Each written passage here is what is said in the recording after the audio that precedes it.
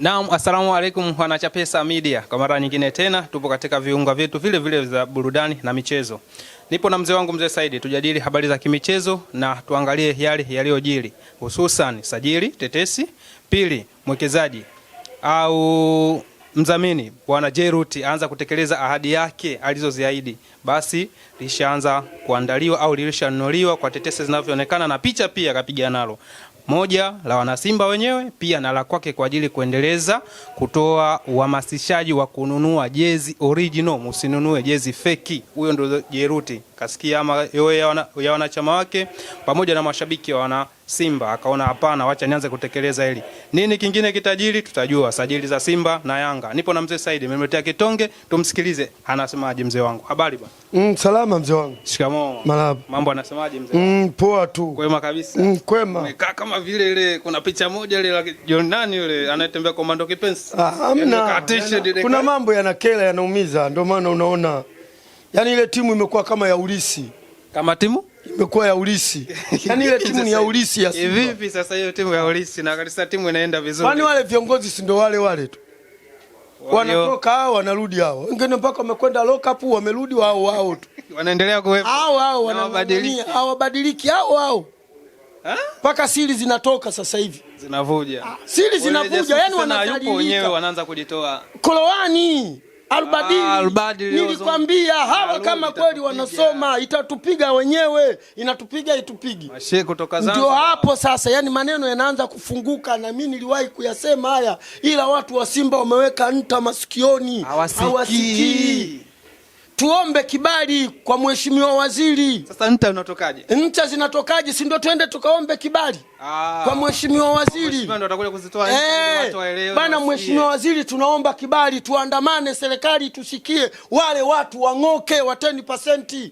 Siri zinavuja. Bado uchaguzi mwakani. Mwakani wa nini uchaguzi? Wameshindwa kuiendesha timu. Kama kiongozi anasema kwa kwamba bwana sisi tulienda, tulivyoenda tukawa tuna hela, kumbe 10%.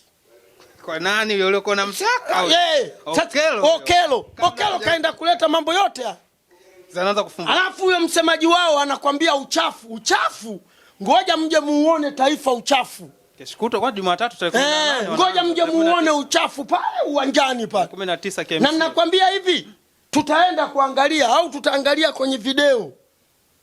Kwenye mabaa tutaenda kwenda kumwangalia nani Okelo. Je, uchafu? Alafu utaona shughuli anayoifanya yule mtoto. Ulimuona Afikoni? Wewe achana nao hawa bwana wewe. Sisi hatuna viongozi. Mimi nikisema mnasema na watukana. Yanatoka siri zote zinatoka.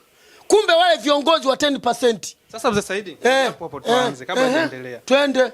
Tuje kwanza mwekezaji. Hapo tunaenda na Okelo. Mwekezaji alisema mchezaji watakaomhitaji wana Simba atanunua. Kwa tetesa au maelekezo yanayoonekana nyinyi mlishindwa kumchukua yule kwa sababu pesa ilikuwa kubwa. Kubwa vipi sasa? Hela ilikuwa ni nyingi. Sasa mkashindwa kuvunja mkataba alikuwa ipo ndani ya mwaka mmoja, mkao mnasubiria, lakini wanayanga wenzenu wameenda kuwapindua. Ananukuu kauli ya mwenyekiti, anasemaje? Kwa nini wanayanga hawana scout wa kutafuta mchezaji wanaposikia wana Simba tunahitaji na nyinyi mnaenda? Yule sio mwenyekiti. Yule ni mtu wa Yanga. Mangungu ni mtu wa Yanga. Mimi nisikilize vizuri, mimi nakwambia ukweli. Mimi nakwambia ukweli, na naongea kwa uchungu kabisa. Pole. Yaani naongea kwa uchungu. Mangungu ni mtu wa Yanga. Kivipi? Umenielewa? Na amekaa pale kwa ajili ya kutuumiza sisi wana Simba. Hebu nisikilize vizuri. Yanga anaendaje kumchukua mchezaji ikiwa nyinyi kweli mna nia madhubuti ya mchezaji yule kumchukua kumleta Simba? Pesa mliowekewa ilikuwa dau kubwa. Simba ina wawekezaji wangapi? Zaidi ya 3 na wawili tu tuseme ambao wameonekana na tunaowajua. Wa kwanza Jairuti, wa pili Mo. Hivi hao hawana hela ya kwenda kumchukua nani yule? Ya kwenda kumchukua ile Okelo? Kauli imetoka kuwa pesa dau mliowekewa ni kubwa. Yule ndio anayewaambia bwana mchezaji yule. Wale wameenda kwa 10%. Kwani mzee Saidi kabla wao hawajaenda wewe Okelo ulikuwa mjui? Nani? Wewe. Okelo? Nilikuwa namjua. Si mchezaji wa Uganda? Nilikuwa namjua. Maana yako nini labda? Nauliza hivyo kwa sababu gani? Yule mchezaji alikuwa si wa kujificha. Yuko hadharani. Sasa mhitaji yule mchezaji. Lakini shida inaonekana pesa ilikuwa ndogo na yule ni kwa watu wanamuona. Bwana sikiliza, hela haikuwa ndogo. Hela inaonekana ilikuwa inatosha. Lakini yule aliyoenda alitaka apate cha juu, ndio shida ilipoanzia.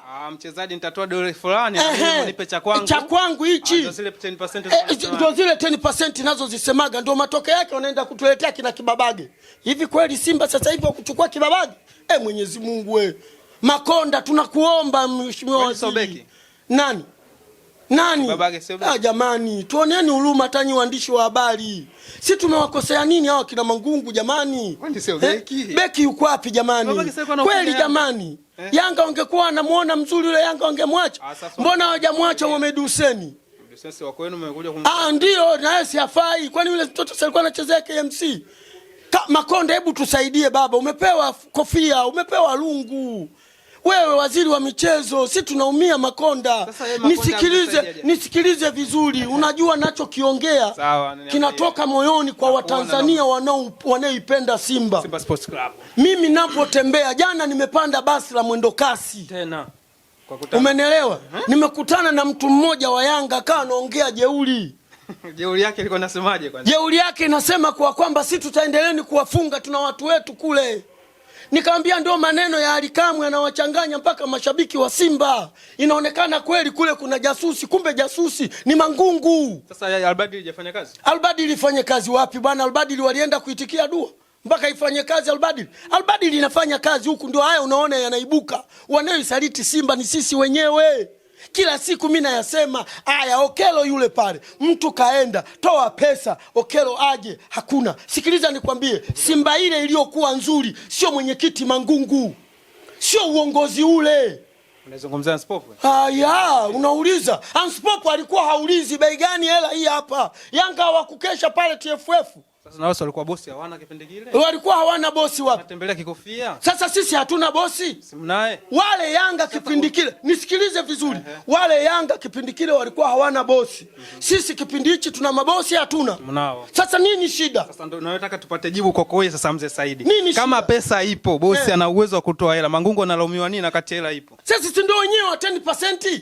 Au kina Mangungu akipewa pesa ndio inatengenezwa 10%. Wewe nenda pale, nenda katengeneze mipango. Yaani sikiliza, iko hivi. Yaani mimi na wewe. Wewe ndio mwenyekiti. Wewe ndio meneja wangu.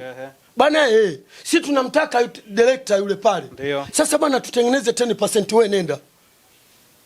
Si ndio hicho ninakutuma, wewe nenda. Kwa hiyo ukikubaliwa dili wewe utachukua shilingi 5,000, mimi nitachukua 15,000. Ndio maana yake. Kwa hiyo pale walikuwa wanataka wakampige kule. Si wamesema wenyewe. Bypass pale bwana tugawane baada. Sasa kumbe na pale mkishakubaliwa zinapigwa simu. Bwana dili limekubali. Wale watu wale. Ndio maana nakwambia timu ile ya Ulisi sasa hivi. Sisi tumewachoka Makonda. Baba Makonda. Bwana mimi nampigia magoti Makonda. Makonda, tunaomba baba, tumechoka. Tusaidie Makonda na timu yetu. Tumechoka Makonda. Tunaumia Makonda ndugu zangu. Hebu tusaidie, tuondolee wale watu. Kwani katiba gani sio badilika jamani? Sisi tumechoka jamani, tunataka furaha. Kwani furaha iwe Yanga tu jamani? Kwani mnatufanyia namna hiyo? Kila mmoja anataka mapenzi yake jamani. Katiba wameenda juzi, wametudanganya Makonda, juzi wametudanganya. Kabla hata hujatauliwa kuwa waziri, wametuambia wataleta vitambulisho vya wanachama. Mpaka leo tarehe 5 haijafika ya Januari Makonda. Makonda, hebu tusaidie baba, na sisi tumechoka. Wewe si waziri wa michezo. Wewe si Simba Makonda. Sasa inabidi tuseme. Na mwenzie Mwinjuma tumechoka jamani, tumechoka na sisi. Kwani sisi tumekuwa watu wa kufungwa kila siku na Yanga. Na Solo leo kanitukana kama nini yani? Hivi si kwani nimekuaje? Yani na Solo anapanga timu Yanga wataacha, Simba hawaleti timu. Anapanga mpaka anamtaja Mohamed Hussein. Nikamwambia na Solo tutagombana, tuheshimiane. Sisi tumechoka bana jamani. Wewe uwanjani hautoenda? Mimi siendi, na nasema kabisa wanachama wa Simba wenye uchungu msiende uwanjani. Potele mbali waje wanikamate. Tunamuogopa Okelo? Ndio sisi tunamuogopa Okelo, tunawachoka wale viongozi. Tumewashawachoka wale viongozi, hatuwataki. Kwani timu ya ukoo ile, useme timu wanalisiana. Ile timu ya Simba imewachwa na wazee wetu. Mimi kila siku nakwambia babu yangu kaongoza ile timu. Rafiki ya baba yako wewe nani? Basi mzee Saidi wamekuelewa. Si tumechoka bwana Makonda. Wamekuelewa. Kwani nini si kila siku tu tunazalilika sisi tu? Ubinadamu gani huu wanaofanya? Kula basi, puliza, hata kupuliza unang'ata jumla, unakata kidole kinaondoka. Maisha gani haya? Unachoma maumivu kila siku na ulemavu kabisa. Kila siku Simba Sports sisi ndio wa kulalamika. Lakini tumesha hivi yule na solo wa kuongea yule. Mwangosi si yupo? Baraka. Bwana wewe naye bwana wewe rafiki yangu wewe. Hivi Mwangosi kashindwa ana magoli mangapi Mapinduzi? Sijana hata moja. Alafu ndio unasema forward huyo. Kwa nini kazi yenu kutengeneza forward? Alafu mwenyekiti mzima anakuambia Yanga watu kitaka mchezaji Yanga wanakimbilia. Wewe unatufanya sisi wewe mangungu wewe unatufanya sisi hatuna akili. Sisi tuna akili. Lakini si kweli mzee Said, kila mchezaji wanayemtaka nyinyi wanaenda kumchukua, wana hela. Hela zao za 10%. Alidi Aucho hivyo. Simba wamemtaka Alidi Aucho. Wamemfuata Alidi Aucho. Aucho akamwambia mimi nataka KF. Wa nini huyo? Huyo mbovu huyo. Kaka nilivyokuja hapo kila siku si watu wa kuinamisha vichwa. Akikaa pale na yani akikaa namba 6 si watu wa kulia tu. Mbovu yule. Sasa hapa Okelo wanasema uchafu. Wanaenda kumsikilizisha zile zile klipu zile. Klipu walizozipitia zile wanaanza kuziangalia. Unaona wanakuambia wewe uchafu. Nani hawa Simba ndio wapinzani wetu wakubwa. Okelo anacheza mpira kama kati wa ufunguo.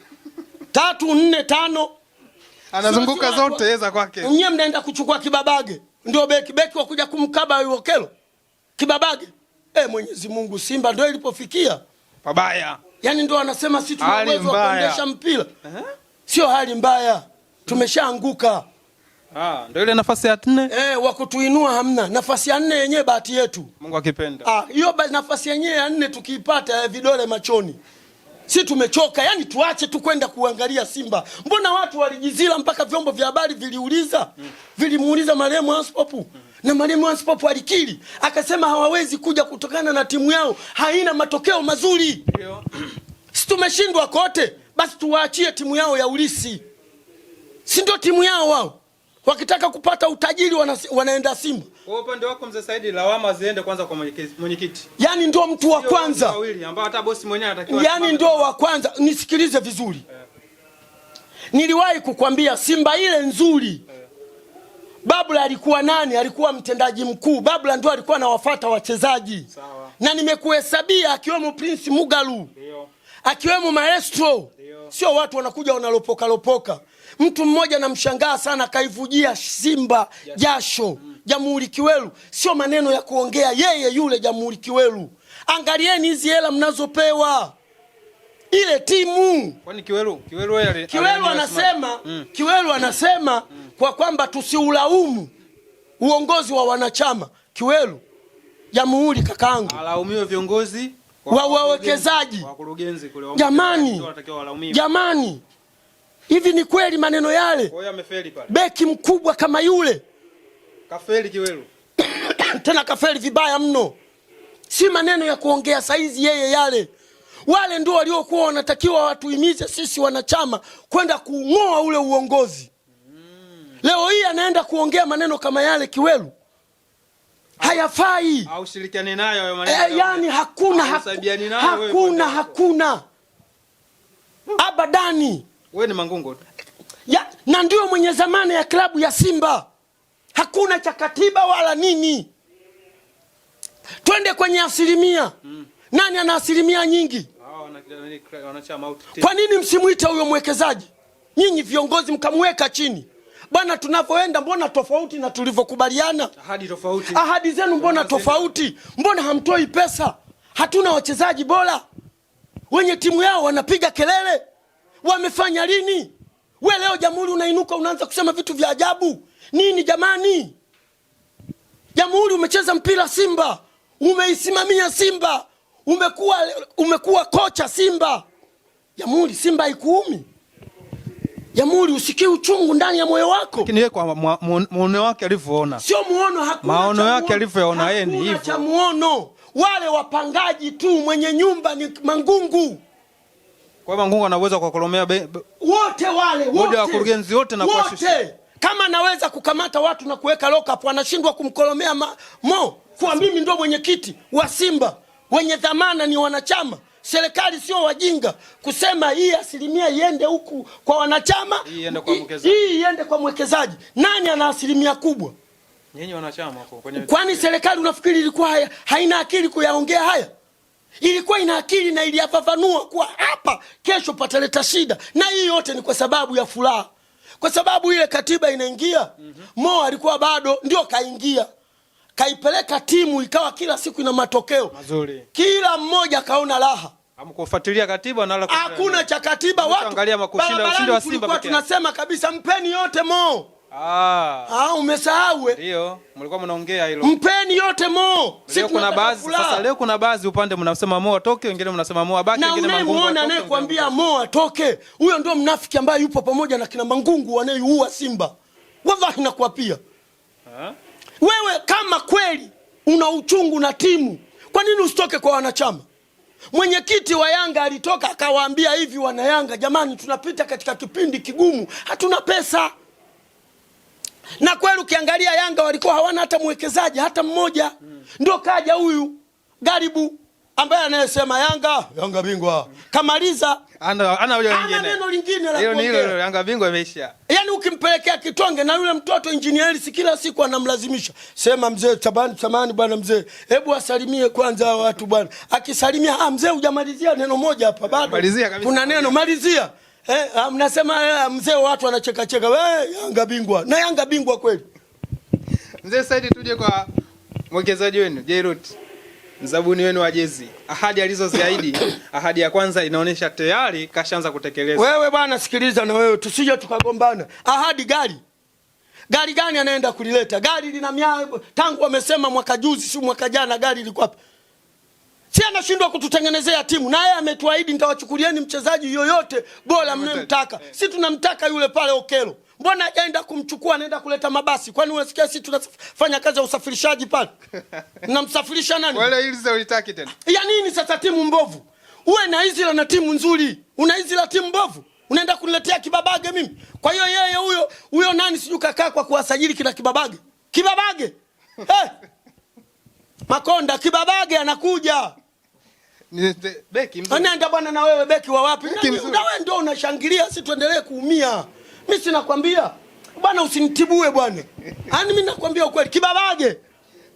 Mungu wewe Kibabage. Sajili za kwa nyinyi wenyewe na Simba mnayezifanya. Kibabage. Sasa Kibabage beki mzuri. Haya. Na yule wamemchukua kwa sababu nani Chama wakatalia. Chama Kagoma. Baada ya kumuita ile kauli ya timu mwenyewe haieleweki. Watu mpaka leo hawajapewa hela zao za walizofika finali. Wamepeleka Pwani. Watu wengine wameamua waondoke tu sasa kwa nguvu tu. Wengine wamelazimisha kuondoka kama alivyolazimisha Kanuti, kama alivyolazimisha Ngoma. Kila siku walikuwa wanagombana wale. Mimi nilikuwa najiuliza hao wachezaji kwa nini wanagombana, hawana furaha? Lakini Kagoma wale. Kuna nini? Sasa matokeo yake sasa hivi ndio yanaonekana, kumbe sababu ya kugombana pesa. Pesa wapawe. Hawapati. Na kama zinakuja sio kwa bonus zao zinakuwa ndio maana yake zinakuwa zina shida, lakini wamenyamaza. Ndio maana wanalazimisha wachezaji waondoke. Yule nani kasema nivunjieni mkataba niondoke. Hili beki kubwa hili limesema nivunjieni mkataba niondoke. Siendi kokote kwa mkopo. Makonda tusaidie. Hii mimi nimesema wazi kabisa, Makonda tusaidie. Kama waziri wa michezo ingia pale. Kwani hizi kelele nyinyi serikali hamzioni jamani? Tusemeje? Sasa si nyinyi wenyewe mna uongozi wenu na nyinyi wenyewe tuna uongozi wetu, na ndio maana wenye nguvu nyinyi wenyewe mashabiki na wanachama ndio mnatakiwa mwanza kusimama kabla uongozi mkuu kuja kuingia kwenu. Tunapingana. Na kivipi? Njaa. Sasa ndio msiwaumu uongozi. Tunapingana njaa. Sasa yeye aende. Akawaambia usajili wewe bado uko naendelea kumtetea mheshimiwa bado. Mimi ninachokuambia cha pesa. Najuta sana sikwenda darasani. Ndio hicho unachokijutia. Lakini kama ningeenda darasani saizi ningekuwa labda polisi hivi na manyota yangu pale. Yaani nafika pale klabuni pale natafuta tu yuko wapi huyu. Kama anavyotutafuta sisi kutuweka lock up. Sasa wewe unaenda kumtafuta nani? Namjua mimi. Natafuta pale. Hebu nasamani hebu njoo bwana. Sheria itakuruhusu? Itaruhusu tu. Sheria itakuruhusu? Kwani sheria zisi unazivuka? Unavuka sheria, si hatua moja umeivuka sheria. Sasa unahukumiwa wewe. Unahukumiwa na nani? Umevunja sheria na katiba haitakiwi ufanye vile. Bwana Marekani yenyewe imevunja sheria, imeenda kumchukua rais wa nchi kule, imempeleka. Sawa, yule pale ni nchi ambayo yule ni kama acha bwana wewe. Ni tawi la nani? Si tunaumia, hamna tawi wala nini. Ni nchi ndogo ya Marekani. Maki Marekani yule bwana. Kutakuwa na mpapai hauna tawi. Yaani kutakuwa na mpapai hauna tawi. Mpapai hauna tawi. Unanyoka tu. Unanyoka unaenda juu. Ndio tutaheshimiana. Mimi sinakwambia ndio tutaheshimiana. Tunazalilika sana sisi. Leo Kibabage. Beki bora huyo. Yanga ameperform sana pale. Striker nani? Beki bora kabisa mzee Saidi. Sema tu utaki. Kibabage. Beki bora sana. Wana Simba pale wamelamba dume. Fresh kabisa. Wamelamba dume. Nilimkataa so. Sasa hivi wana Simba wote wanalalamika. Mechi 13 kipindi kwa Singida alishinda goli zote. Huku sasa hivi naona sio sawa yule wa Singida. Sasa si maelekezo. Ndio maana niliwaambiwa kaletwa na nani? Engineer. Nyinyi muende mkamchukue. Tanzania kaletwa na nani? Nyesi mnaleta ubabe. Engineer aliwajibu mimi muhuni. Mimi mtoto wa mtaa. Mimi muhuni na kweli. Yamerudi. Engineer anawaumiza, hawajui. Mechi 5 za ligi haonekaniki tena. Mzee Saidi bwana Jonathan Soa. Tetesi zinasemekana anaweza akatimkia Uarabuni. Namba 10 yenu huyo bwana. Soa? Nani John Chazahaua? John Chazahaua. Ndio huyo aliyesema kabisa jamani, mimi hata huo mkataba wenyewe nivunjieni mimi niondoke. Mkataba uvunjiwe tena. Nivunjieni tu mkataba mimi niondoke. Na ndio maana unaambiwa wanaamua kumuuza aende zake Uarabuni. Baada kwenda kule kama sawa kimwacha mpaka mwezi wa 6 anaondoka huru, mchezaji huru. Kaona ngoja tu mimi nifanye nini? Na wenyewe hao wajanja, hiyo hela inaenda mfukoni mwa mtu. Sio inaenda klabuni. Hiyo waliofanya biashara ya Haua, hiyo inaenda mfukoni mwa mtu. Haiendi kabisa haiendi klabuni hiyo. Kwenye mfuko wa klabu. Inaingia 10%. Yaani sio 10% hiyo, hamna 10% hiyo, lete weka mfukoni nenda. Katumikie huko mbele. Utajijua mwenyewe, tuachie na timu yetu, sisi tuendelee kuifokoa. Sisi tunafokolewa na wale viongozi. Wao uliona kiongozi anamkamata mtu. Kiongozi anakubali kukosolewa. Umemwona engineers akikosolewa anatulia. Usajili wake usajili watu wameukosoa. Angalia alivyotulia dirisha dogo. Tanda Rubeta ng'ombe za Omari. Boresha kikosi. Nini wamemlalamikia uliotuletea wachezaji hao, mwenyekiti hatujawaona. Hatuelewi. Badilisha. Tuongeze nguvu. Tunaenda kwenye mataifa. Ligi kwenye ligi ya mabingwa wana pointi 4. Simba wana pointi ngapi? Nakunya hapa hata kama wana 1. Nakunya hapa cameraman wako mimi ananiangalia. Alafu unasema una viongozi watoe wapi? Nakunya hapa mimi. Sema wana pointi ngapi? Na 0.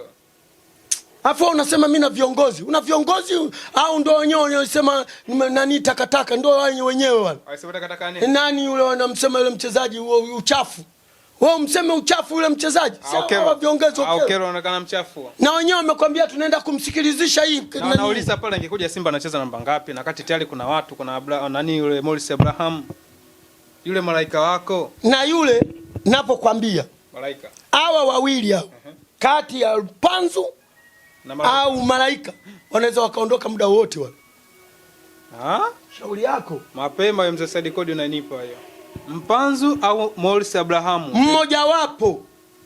Wenda hata dirisha hili ikikosekana dirisha hili dogo. Ikikosekana dirisha dogo, dirisha kubwa. Hawa wawili hawa mmoja wapo. Na likikosekana hili dirisha hili, mimi ndo nilipiga magoti, tusaidieni, hebu waacheni hawa watu. Watabaki. Ndio akasema basi subiri tunaangalia kwanza, bado tunafikiria. Lakini dirisha kubwa tukiwa nao wale wameshalizika, wana wachezaji wao wa maana. Simba bwana ameshusha beki nyingine kutoka Al Hilal Omdurman. Anaitwa Hadim Diao. Yule ambao mchezaji alikuwa anatakiwa sana na Fadlu. Umeleta mrithi kipindi hicho wa Zimbwe Junior. Kipindi hicho alikuwa anahitaji. Alikuwa anamtaka sana. Wamepambana wana Simba. Wamepambana, wameenda kuchukua free agent. Kipindi kile Fadlu anamtaka, alikuwa ndani ya mkataba. Sawa. Watavunja mkataba.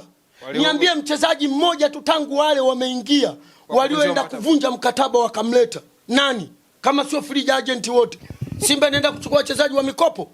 Simba ilipofikia wanaenda kuchukua mchezaji wa mkopo. Na bosi amemwambia kuna pesa na ipo special kwa ajili ya mchezaji mkubwa. Na mimi nafikiri Moka hela yake haina kazi. Kwa nini? Wewe unatoa hela unaona kabisa machezaji yanayekuja hayafanani na timu yako. Kwa nini usikatae? Wachezaji sio. Bana nani alikuwa anatoa hela ya usajili? Ukimletea mchezaji wa hovyo, anakwambia rudisha hela yangu. Makofia. Sasa na utaitapika. Mara nyingi alikuwa anatembea mwenyewe anafanya. Sasa kumbe kama anavyofanya na bado tutamkumbuka sana. Kuna mtu mmoja jana akasema kwenye basi mule, kuondoka kwa Makofia si ndio tunaazilika. Nikasema bado hiyo hujaigonga. Kile kinachohitajika mvunje. Yaani wale wote watoke. Kuanzia bodi ya wakurugenzi mpaka bodi ya nisikilize vizuri. Wanachama. Nisikilize vizuri. Yaani kama Simba tunataka imove, tutafute vijana wenye uwezo wa kufikiri mbali. Kwisha wale akili zimeshasizi. Yaani ndio hicho tu. Lakini mzee Saidi, mimi nataka niulize jambo moja. Uchaguzi ulitakiwa ufanyike mwaka huu, ndio? Ndio. Na uchaguzi huo ulikuwa unatakiwa uitishwe na nani? Kiongozi. Ndio, Mangungu mwenyewe. Lakini mule ndani kuna viongozi wengine wapo. Kwa nini hili jambo halipigi kelele? Mnalaumu Mangungu tu peke yake. Ndio mwenye dhamana shekhe. Hii nchi imeshikwa dhamana na nani? Maana sasa kwa hiyo ndio mwenye dhamana. Hawezi jemedari mkuu wa nchi hii ni mmoja tu. Kwa kiongozi mwingine Mama Samia peke yake. Kiongozi mwingine mule aweza akatoka kwa kiongozi gani atakaye nani? Mimi mwenyekiti nimesema kuanzia tarehe fulani utafanyika mchaguzi. Kuna mtu atakayeuliza? Naunda tume ya uchaguzi. Kuna mtu atakayeuliza? Watu watahoji, watakaa, tunafanyaje sheria hii ya kusimamia uchaguzi? Kwisha. Kwa kuanzia viongozi wa kwa mwekezaji mpaka wa huku wa mwanachama wamekubaliana na ili jambo lisifanyike. Ndio maana yake waendelee kupiga. Kadi ziko wapi? Mangungu mwenyewe kwa kauli yake thabiti kutoka katika kinywa alichopewa na Mwenyezi Mungu kasema tunatoa kadi za wanachama. Ziko wapi? Januari 5. Ziko wapi? Leo tuna tarehe ngapi? Bado haijafika Januari 5. Kwa kauli yake mwenyewe. Tena tuko wote mimi na wewe tumekaa pale kwenye jimu.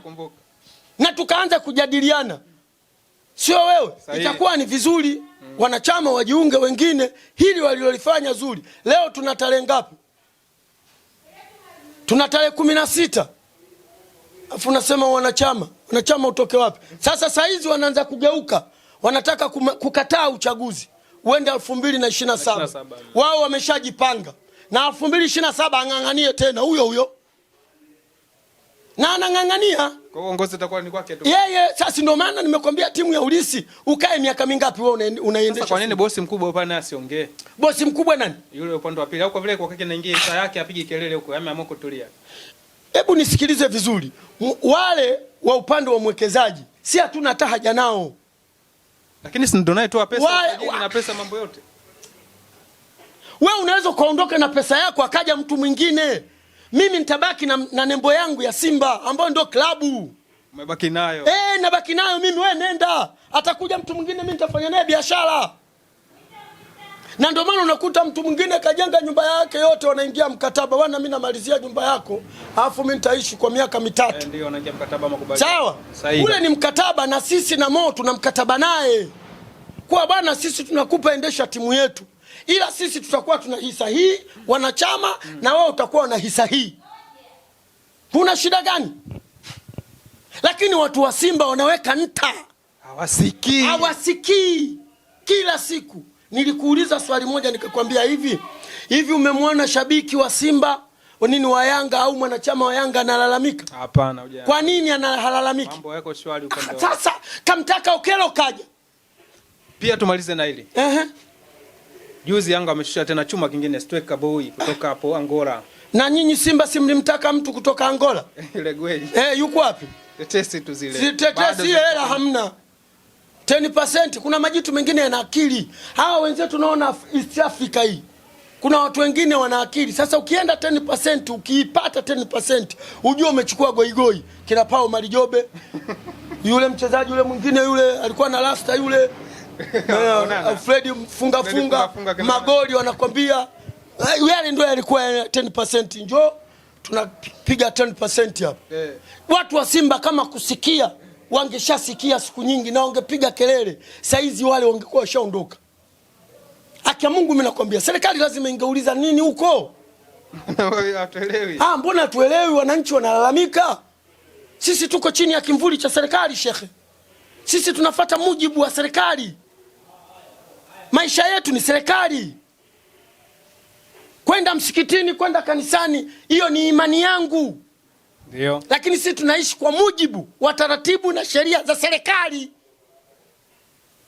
Chapesa usinipige wala mimi nisikupige. Nimekuibia unipeleke polisi, nipelekwe mahakamani. Ndio sheria ya nchi. Ni kweli.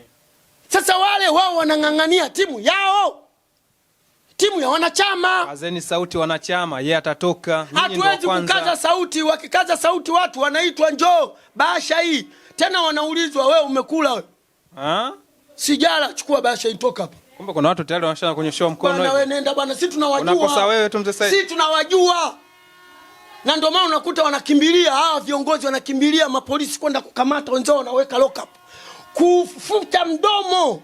Ukitoka usiongee tena wewe. Tulia. Nyamaza. Tuachie sisi wenyewe tutamaliza. Tutamaliza sisi. Shida yako nini? Sasa mimi wewe unikosesha starehe kisa unanipeleka polisi. Unipeleke polisi ndio manimalizie kabisa mahakamani. Lakini ukinikosea tena nikatoka mimi na wewe. Umenielewa sisi? Imefika sehemu tukubaliane tu waondoke. Sijui unanielewa vizuri. Tumefikia sehemu tukubaliane na wao. Bwana basi sisi tunaondoke. Tupate faraja kama na sisi tupate faraja iliyokuwa nyuma. Si basi? Kwani timu yao? Kwa hiyo 10 zitatimia zile mzee Said. Zinafika na ndio maana wamekimbia Zanzibar. Zilikuwa zinagonga 10 zile. Wamekimbia vipi sasa? Watu wamekimbia wamejigongesha kwa Azam. Waliogopa zitaanza pale ya 7 ifike. Hata wewe unategemea saa hizi kwa mziki ule ukutane na Yanga kwa timu ile. Ndio maana nimekwambia kuna striker tena amekuja pale. Mbadala wa bwana Prince Dube. Sawa. Yanga wamewashushia tena chuma kingine. Basi bora tu si watupe. Hizo sajili mbili za kimataifa tu. Zinawachanganya wanashabiki. Si bora watupe Prince Dube. Dube? Nasema mfuate nani yule. Hata hao viongozi wenyewe wa Simba watakubali kumchukua Dube. Nendeni pale mkifanya mazingira wanaelewa. Nani anaelewa? Sasa mbona kwa nini wanakuja kuchukua? Watashinda. Wanakuja kuchukua nani? Si kama Mohamed Hussein. Sasa wanakuja kaenda Mkude, kaenda Chama, nyinyi mnakosaje kwenda nani kutia ofa pale? Mkiweka bonge cha pesa, unapomtaja Mohamed Hussein, angalia silaha isiwe karibu yangu. Mimi naumia sana. Naweza ukashangaa nimeokota chupa nimekupiga nayo kichwani ukasema huyu mzee kachanganyikiwa. Yaani hakuna mchezaji anayeniuma kama Mohamed Hussein. Yaani kaeni nyinyi watu wa Yanga mjue hakuna mchezaji anayeniuma kama Mohamed Hussein. Sisi watu wa Yanga sana mimi utajua mwenyewe kama wewe Yanga kama Simba mtajua wenyewe. Lakini kama mkijua kabisa hakuna beki anayeniuma kama Mohamed Hussein. Wewe unamwachia Mohamed Hussein?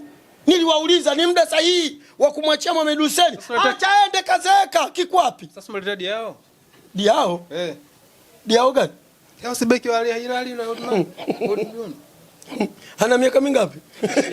Sana miaka 20 ngapi sasa? Ni mdogo, bado mdogo. Bado mdogo. Hata kawaida yenu. Hata Mohamed Hussein mzee. Kawaida yenu. Kawaida yenu. Kusema sasa hivi watu wanakimbia hata maiki. Watu wa Simba wanakimbia maiki. Kwa nini? Si wanajua unayoyafanya. Hali mbaya. Hali mbaya. Utaongea nini wewe? Umeshapewa bahasha. Utakuja kusema nini huko? Huna kauli. Huna kauli. Ndio haya watu wanayoyakataa. Kupewa asilimia mwenyekiti wa klabu ya Simba sio wajinga serikali, ilikuwa ina maana yake. Kwa sababu kile ni cha wanachama. Kwa hiyo wanachama wao wana hisa kubwa. Kwa hiyo wewe njoo tuje tuongee. Kwisha.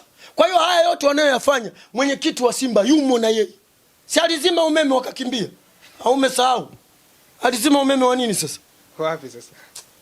Sisi tushachoka yani siku mimi nikisikia Mangungu hayupo madarakani.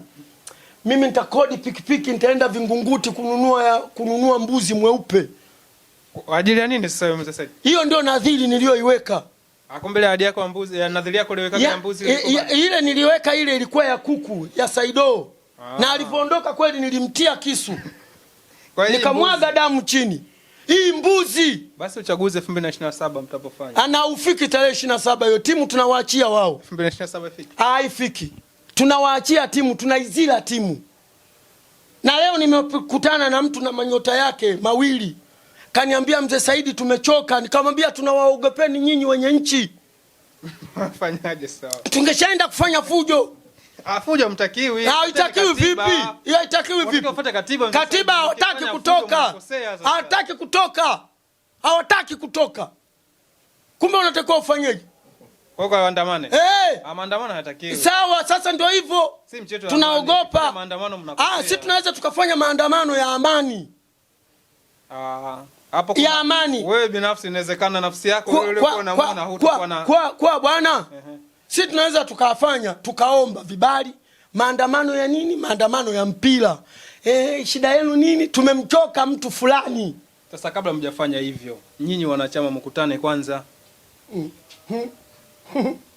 Mkutane wanachama, mkae kikao, mpange wa kwenda kufanya hilo jambo. Mchagua wenyewe. Kuna watu wamekataana pale siku ya uchaguzi. Hawataki. Kwani tunafungwa na experience, sio tunafungwa na nani wale? Wanaenda kututoa kule kwao, sio ilikuwa mechi gani, sio tena klabu bingwa nakumbuka. Si haya. Hatumtaki, si hatukumchagua. Na wanachama wengi wa Simba wanakuambia si hatujamchagua, sio kapita pitaje. Wanasema kwani kulikuwa hakuna ugomvi? Director ukusikia ule ugomvi? Sasa kwenye kikao wakasema si hatujui kapita pitaje huyu. Na akamwambia ngoja niwanyooshe. Na mkanyoka. Na ndio tunanyoka kweli. Neno la mwisho mzee la kumalizia mzee Said, tumalize tufunge kipindi. Mimi sitaki tu waondoke. Si basi ndio neno la kufunga kipindi. Hii starehe bana, hii starehe bana. Waondoke. Kinachowaweka kitu gani? Siri zote zimetoka. Hivi hawaoni aibu? Kumbe wanaenda mpaka Uganda na kwenyewe kutafuta 10%. Watu wameambiwa ondokeni, tokeni hapa. Haiwezekani. Kaenda mtu wa Yanga akaambiwa bwana na wewe umekuja kama wale jamaa wengine. Aibu hii. Kaenda kule ambiwa na bwana na wewe umekuja kama wale jamaa timu nyingine imetoka Tanzania walikuwa wanamtaka mchezaji lakini wanataka 10%. Wapi na wapi? Aibu. Hii yani alafu kiongozi mkubwa wa klabu anatoka anasema sisi tulimtaka yule mchezaji, uwezo wa hela ya kuvunja mkataba tulikuwa hatuna. Wewe unakaa pale kwenye kiti unatafuta nini wewe? Kama huna hela ya kuvunja mkataba unatafuta nini? Una wawekezaji wawili, mmoja anauza jezi na kajitapa mbele za watu, mbele za wanachama kwa kwamba mchezaji yoyote mtakayotaka si tuambieni. Si anamuita tu anamwambia wewe njoo, mimi mwenye dhamana ya kuiongoza Simba, mimi mwenye kiti. Lete mchezaji yule pale. Ndio ukisikia magumashi ndio hayo. Na ahadi alitoa mwenyewe. Na ukisikia magumashi ndio hayo. Ila watu mlikuwa mtaki kwanza mchezaji, mlikuwa mnataka gari na ndio maana nani alikuwa anataka gari? Wewe bila timu kuwa nzuri gari utapata gari si hata kwenye treni utapanda mwendo kasi. Sasa gari ya Simba. Si ya safari tu. Hili zila ya nini bwana wewe zila unaijua bwana wewe. Zila nao mmoja tu ndio maana wananyodo wa uzalambalamba wale. Ndio wana zila peke yao wale. Kuna nani mwingine ana zila? Wewe umeona kwani Yanga wanashindwa kuwa na Izla? Lakini umeona wana shida na Izla? Wao wana shida na timu. Angalia vifaa vinavyoteremka. Izla ya nini? Mimi nataka Izla. Izla itanisaidia nini mimi? Mimi nitaenda kufurahi kwenye Izla. Nafurahia nisinda. Sasa nilisema nataka upigane nalo picha hizi. Nini? Izla napigana nalo picha na timu nzuri. Sio Izla na alinifurahisha kusema nitaenda kuchagua mchezaji mzuri mpaka mimi nikapendekeza wawili nilipendekeza. Mayele na mwenzie Feitoto wako wapi? Kashindwa Feitoto, kashindwa Mayele, Feitoto yuko wapi? Feitoto yule pale. Wa nyumbani hapa. Haki ya Mungu na mtume ndio ujue kwa kwamba pale Simba hamna viongozi. Yule pale yule mtoto yule wa nani wa Coast yule. Yaani pale tu ndio mfano wenyewe unauona. Imeishia kimya. Azam wameenda umenyakua kama vile nani, kuna mdudu fulani siku kwa kikwetu tunaita numba. Unamjua? Anaitwa numba. Kwa Kiingereza sijui anaitwa nani. Anafanyaje? Yule anakamata hata kifaranga cha kuku cha nani? Anaruka juu. Eagles. Si kwetu Kinyamwezi tunaita numba. Watu wameenda kuchukua tu pa. Mzee Said kumebaki, mnaendelea na maumivu, hali mbaya. Wewe funga kipindi bwana, mimi nimenyamaza bwana. Timu upeleki uwanjani. Itaenda si atapeleka mangumu alafu baadaye atakuja kusemaje? Hatukukubaliana marefa watoke Tanzania. Hapo mmeshakula 5. Hatukukubaliana marefa watoke Tanzania. Tulikubaliana watoke Misri. Si ndio zake? Mungu pale mbili akasema mimi sikusema marefa watoke Tanzania. Uleta timu ya nini? Ulileta timu ya nini? Walifanisha katiba. Katiba ya nini? Wale pale wa Misri walikubaliana kanuni yao. Wale wanaume wawili wakikutana refa atoke nje. wao wakalazimisha refa atoke pale pale Misri, kwani kilipigwa. Sasa mtu akapewa pointi 3 akampa ubingwa. Sawa, nenda huko hujanifunga. Sasa wewe unataka kila siku unanipopoa mimi tu. Bwana tulikuwa na Mzee Saidi. Mzee Saidi ana hasira, maana hata kipindi chetu ambacho tufikie tamati yetu, kwa sababu ana mengi sana kutaka kuongea, ila kwetu pia ni muda ni mchache. Tutakutana tena siku nyingine.